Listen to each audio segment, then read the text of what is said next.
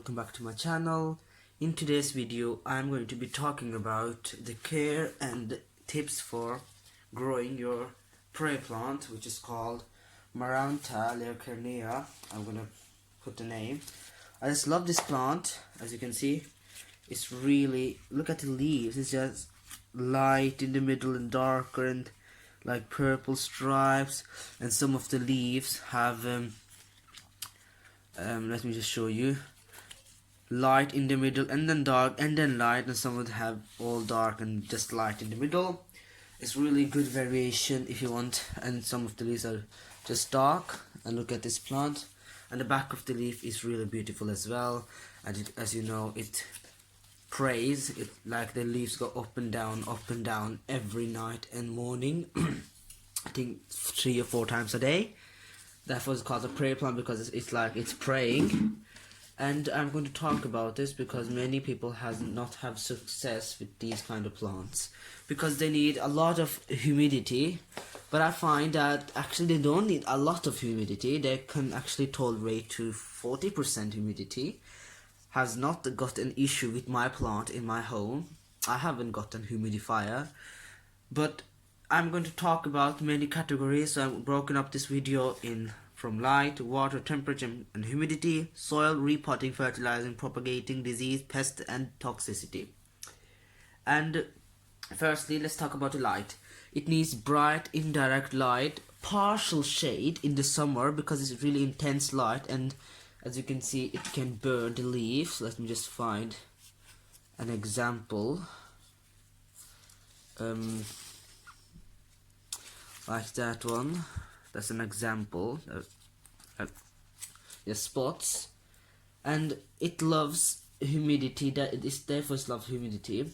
But you can put in partial shade in the summer, but bright indirect light. I have a west-facing window, and it's got intense sunlight in the summer. But as you know, my west-facing window has a filtered curtain which have filtered light, so it gets filtered light.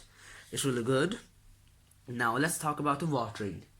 Watering is really important. It doesn't like to be dried out, but mine is dried out. If you can see, it's a little bit like really hanging. Doesn't look any good right now. And it loves light because it loves to drink water very much. It doesn't like to be overwatered. Just keep the soil moist all the time. Don't let the soil be dried out or overwater it. Therefore it's really important that the soil is also good for good drainage, but we're going to talk about it later. So remember that the water, you need to keep the soil moist.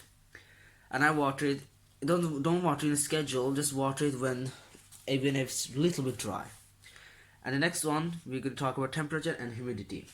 As you know, I said humidity, it loves humidity because it's a tropical plant, and the temperature is actually hot in a zone of USDA 11-12, and this is actually in the tropical zone, which is Amazonas jungle, as you can see, as you know, because it's really humid and warm there, 27 degrees Celsius. It doesn't like to be in cold temperature, or then it will die. Let's talk about the soil. It needs well-drained soil, but it needs also the soil that keeps the plant still moist. So I'm going to repot it in this soil, like that. This is well drained, not peat content, because I don't really like to use peat, it destroys our world. But the soil needs to be well drained, and it needs to be in the mixture that holds water, doesn't hold too much water, just holds water to keep the plant moist. So the next thing is actually repotting, and I'm going to repot both of my plants. So just keep watching when I repot. As you can see, I hadn't got a container. I just use a yogurt pot and drill some hole, and it's slightly bigger, so it's gonna fit perfectly. Slightly bigger, that's the point of repotting. Do not repot in too much soil or too much bigger pot. So just keep watching.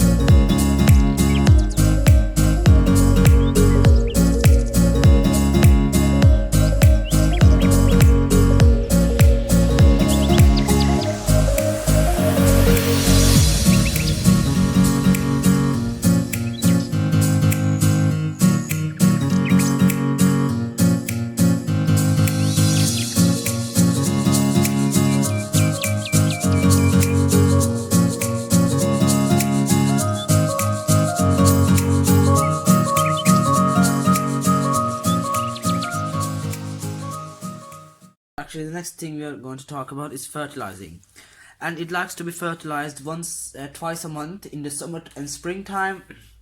And as you can see, if you don't fertilize, the leaves get deficiency like that, yellow, and they just die. And the next thing we're going to talk about is propagating. And as you know, I'm going to have a link in the description about when I propagate some of my indoor plants. It likes to be you can propagate very easily. Just cut it from the node, like this is a node where it can grow roots. Just cut it here, put it in water, and it will grow roots, and put it in the soil. I'm going to propagate this again because I want a fuller plant. I'm going to stick in the same pot, and you get more plant. I have a plant that I propagated. I will show you. It's really easy to propagate. And we're going to talk about diseases and pests. It doesn't get so much disease as I have actually. I've not got any disease on this plant. It doesn't get so much disease, but it can get pests. And the pest most commonly is thrips. And thrips, when you get thrips, it's hard to get rid of them. Really, really hard. And to get rid of them, you need neem oil and things like that. But to be aware, every month you need to wipe the leaves with a cloth which dipped in water, which has soap in it and a little bit of neem oil, and you can just wash the leaves like just with a cloth like that. And the last thing we're going to talk about is toxicity. This plant is non-toxic, so if dogs or your pets or cats eats the plant, they don't actually die or they get harmed. But still, it's a plant, don't eat it. It's just non-toxic. It doesn't mean you're gonna eat it. Just don't eat it. It's still non-toxic, but it's not harmful if your children or pets eat it with accident. So just keep it aware. It's just non-toxic.